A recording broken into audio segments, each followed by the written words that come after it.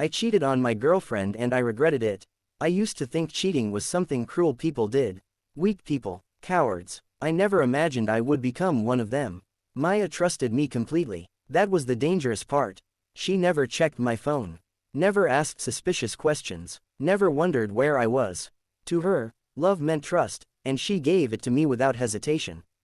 And I abused it. It started slowly. Nothing dramatic. Just small moments that were easy to justify. There was a girl at work named Lena. At first she was just someone I talked to during lunch breaks. She laughed at my stupid jokes. She called me funny, in a way that made me feel interesting again. I told myself it was harmless. The first lie was tiny. Working late tonight, I texted Maya.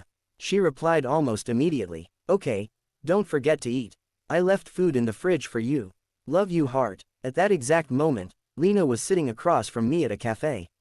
I stared at Maya's message for a few seconds before replying. "Love you too." Then I put my phone face down on the table. That should have been the moment I stopped. But it wasn't. The lies became easier, almost natural. Overtime again. Meeting ran late. Guys from work want to grab drinks. Meanwhile, I was with Lena. Walking with her at night. Sitting too close to her. Letting conversations stretch longer than they should.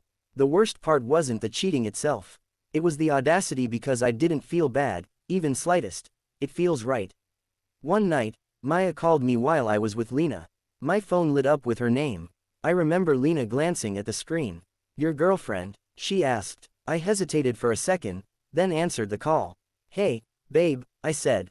Maya sounded sleepy. "Did I wake you?" "No, I'm still at work." I was sitting in Lena's apartment. Maya laughed softly. "You're working too hard. I miss you." Something in my chest twisted, but I ignored it. "I miss you too." Across from me, Lena was watching with a half-amused smile. When the call ended, she asked, "Does she suspect anything?" And I said the worst thing I've ever said in my life. "No, she trusts me." I said it like it was a joke. Like her love was something I could get away with exploiting.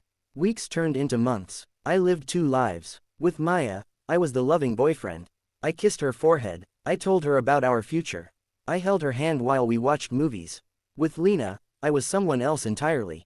One night Maya cooked dinner for me after I came home, late from work. She looked so proud placing the food on the table.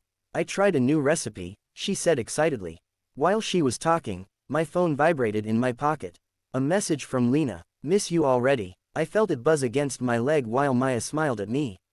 And I still sat there eating the food she made. Like nothing was wrong. I didn't feel regret. That's the part that haunts me the most now. Not the cheating. The normal moments around it. How easily I played the role. The truth came out in the dumbest way possible. I left my phone in the living room while I was showering. When I came out, Maya was sitting on the couch. My phone was in her hands. She wasn't crying. She wasn't yelling. She was just staring at the screen like someone had drained all the color out of her world. "Who's Lena?" she asked quietly. My heart dropped into my stomach. I tried to speak, but nothing came out. She kept scrolling. Message after message. Photos. Late-night conversations. Proof of every lie. "You said you were working," she whispered. Her voice shook slightly now. "You said you were tired. You said you missed me." She looked up at me. And the expression on her face wasn't anger. It was disbelief. Like she was trying to understand how someone she loved could be this cruel. "How long?" she asked. 4 months. The silence that followed was suffocating. She nodded slowly, like she was putting together pieces of a puzzle she never wanted to see. 4 months, she repeated. Then she laughed. Not a happy laugh. The kind people make when something hurts too much to process. "I cooked for you," she said. I couldn't look at her. I told my friends how lucky I was. Each word hit harder than the last. I defended you when people said long work hours were suspicious. I finally looked up. Tears were streaming down her face now, but she wasn't wiping them. "You let me love you like an idiot," she said. "I'm sorry," I whispered. The words sounded pathetic even to me. She shook her head slowly. "No," she said, "you're not sorry." I frowned. "You're sorry you got caught." That sentence hit harder than anything else. Because she was right. If she never checked my phone, I would have kept going. Maybe longer. Maybe forever. She stood up and placed my phone on the table. "You know what hurts the most," she said. I didn't answer. "You talked to her while talking to me." I remembered that call. Her voice soft and sleepy. "I miss you." My chest tightened. You made me look stupid, she said. Then she walked to the door and opened it. I stood there, frozen. Maya, leave. Her voice was calm again. Too calm. I stepped toward her. Please, I made a mistake. She looked straight into my eyes.